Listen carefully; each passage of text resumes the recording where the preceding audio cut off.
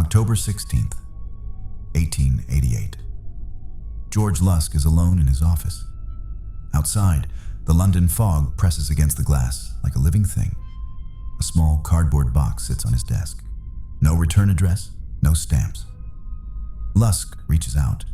The lid comes off with a soft, dry scrape. Inside, a shriveled, blackened mass, soaking in a shallow pool of wine. It's half of a human kidney. And then, the letter. From hell, Mr. Lusk. I send you half the kidney I took from one woman, preserved it for you. The other piece I fried and ate. It was very nice. The world calls him a monster, a ghost, a myth in a top hat. But the From Hell letter proves something terrifying. The Ripper wasn't a shadow. He was a man, with a kitchen and a scalpel, and a taste for flesh. To understand how he vanished, we have to go back to the mud, back to the beginning, back to the first drop of blood. August 7th, 1888. 3 weeks before the official terror begins. Martha Tabram, a common worker, a woman struggling to survive. She is found on the first floor landing of George Yard buildings. She hasn't been ripped yet. She hasn't been dissected. She has been punctured. 39 stab wounds. The killer was frantic, chaotic. He was using a common pocket knife. But here's the detail that historians can't ignore. One of the wounds, just one, was made with a different weapon. A heavy, long blade, like a surgical knife or a bayonet. This was the birth. The Ripper didn't start as a surgeon. He started as a man with a rage. And on that staircase, he realized that a pocket knife wasn't enough to do what he truly wanted to do. He needed to get deeper. Whitechapel wasn't a place. It was a disease. 80,000 people packed into 1 square mile of Victorian filth. The air smelled of horse dung, cheap gin, and the metallic tang of the nearby slaughterhouses. In 1888, if you were a woman in the East End, you were already invisible. You lived for the 4-penny coffin, a wooden box you could sleep in for the night, just to stay out of the rain. But in the shadows of the alleyways, a new kind of predator was waiting. He didn't just want money. He didn't just want power. He wanted perfection. August 31st, 3:40 a.m., Bucks Row. Mary Ann Polly Nichols was 45 years old. She had nothing but the clothes on her back and a few coins for a bed. She was found lying in the mud. 2 men thought she was just passed out, a common sight in the slums. Then, they saw the throat.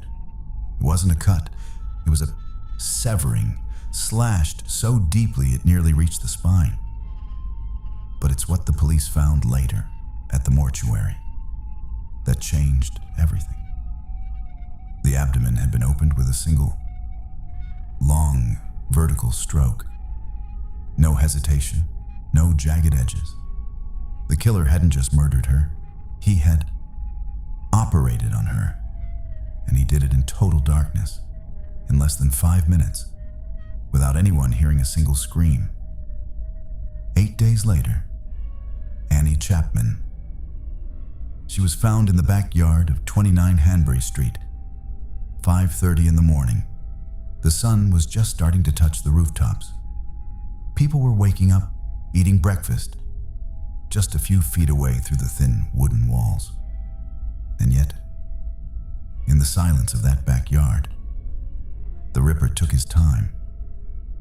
He didn't just open her up, he extracted the bladder, the uterus, removed with anatomical precision. The police began to realize a terrifying truth. This wasn't a common thug. This was someone who knew exactly where the organs lived, someone who knew how to find them in the dark, by feel. The city was in a state of absolute hysteria. Every man with a black bag was a suspect. But the killer, he was enjoying the spotlight.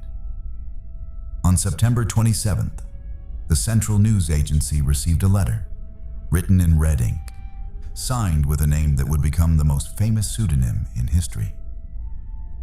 I am down on whores and I shan't quit ripping them till I do get buckled. I love my work and want to start again. Jack the Ripper. He didn't just want to kill. He wanted the world to watch him do it. He was building a brand, a legend that would outlive the Victorian era.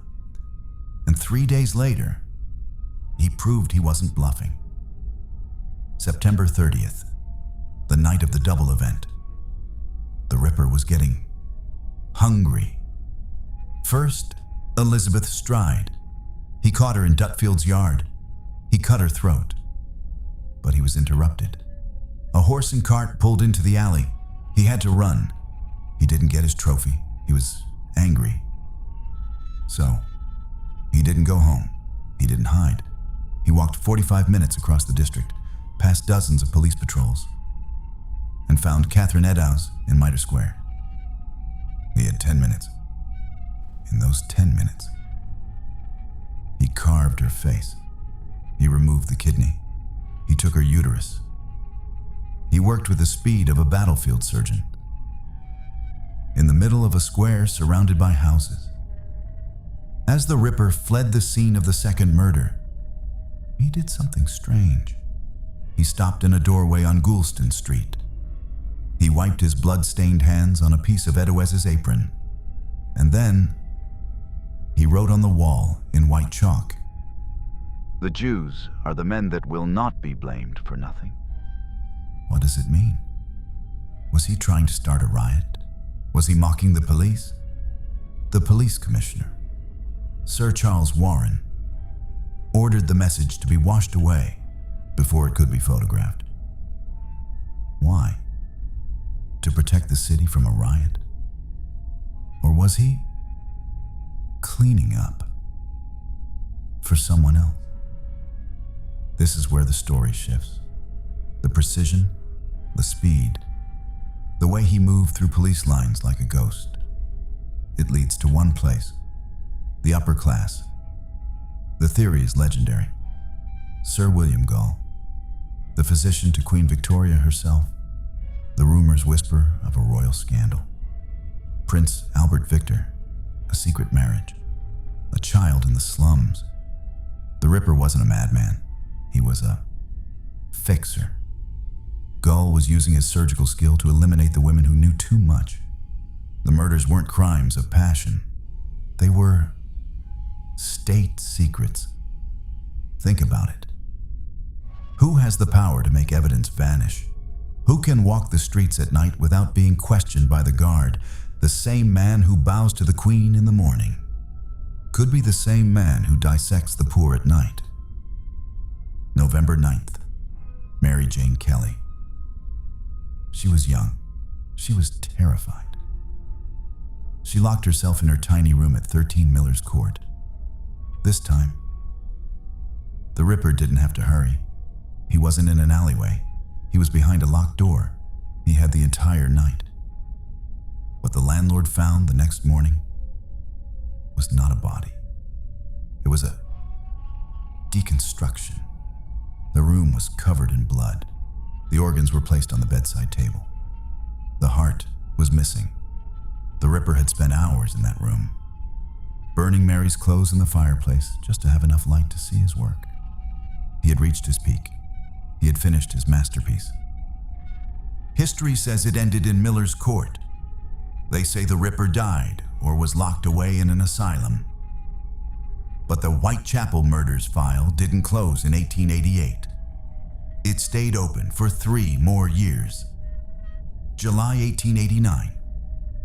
Alice Mackenzie, found in Castle Alley, throat cut, minor abdominal wounds. The police surgeon said, It's him. The commissioner said, No, it's a copycat.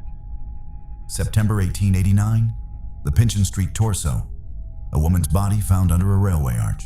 No head, no legs, just a torso, dissected with clinical skill. February 1891. Frances Coles, found under a railway arch. Her throat was cut so recently the blood was still warm when the police arrived. Was this the Ripper getting old? Was he losing his touch? Or were these the failures of a man trying to recapture the high of 1888? And then, the silence. No more murders. No more letters. The autumn of terror ended as suddenly as it began. The police files were closed. Key evidence disappeared. The Ripper didn't stop because he was afraid of being caught. He stopped because he was done. Maybe he went back to his mansion. Maybe he went back to his operating theater. Maybe he sat at his dinner table, looked at his family, and smiled. We look for him in the shadows of the East End, but maybe we should be looking in the bright lights of the palace. The most dangerous monster isn't the one who looks like a beast. It's the one who knows exactly how to fix you, right before he decides to break you.